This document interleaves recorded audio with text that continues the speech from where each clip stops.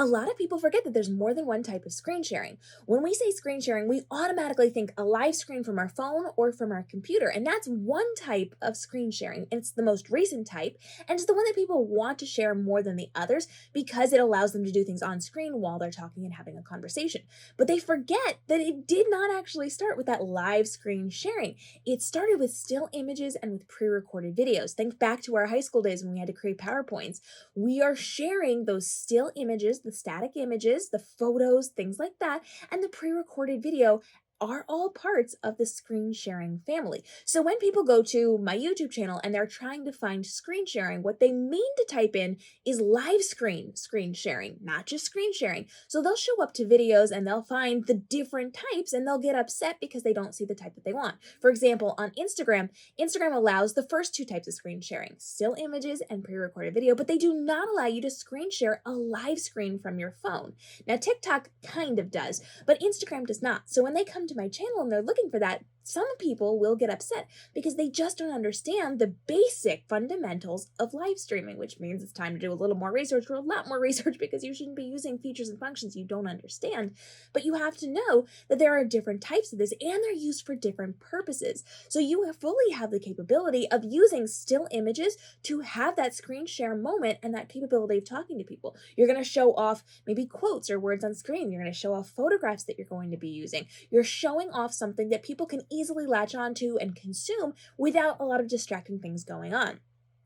Pre-recorded video is really, really good if you're going to be doing like a tutorial, you're going to be showing something off because it's something you know exactly what's going to happen on screen. Now, often on these apps, they will loop it. So once you're done going through that particular video, it's going to loop back around, which is really nice because you can use it to kind of go over what you're talking about and then reiterate your points, or you can get some kind of moving background and just use it as a background. I've done that on Instagram before. Now with the live screen sharing, you're actually showing button for button, click for click, exactly what you're doing. It's really hard to do that on the phone, especially with some of the way that the apps are created, but it's a lot easier to do on your computer. So you're able to show off different websites or different things that you're doing in Photoshop or whatever it happens to be. And I highly recommend using a third-party app when you're streaming to something like YouTube or Twitch or even Amazon these days. So you have the ability to live screen share and still be on screen there, but each of the different social media apps have different requirements and different things that they allow. So Facebook and YouTube and Twitch, all of those things can be accessed through a third-party app, which will then allow you to screen share. You cannot do this natively inside of these apps. They don't give you that capability. So you have to use something like BeLive or Restream or Melon or whatever, all of which I have tutorials for on my YouTube page, which you can check out to see which is the best fit for you. But then we've got TikTok, they've got mobile gaming. And when we first started with mobile gaming, you were actually allowed to screen share whatever, and they quickly realized people were using it for things that were not gaming. So they put out a big warning and you're not allowed to do that anymore. So you're only strictly and specifically allowed to use it for mobile gaming. It has to be in a video game and it has to be on your phone. It can't be from your PC.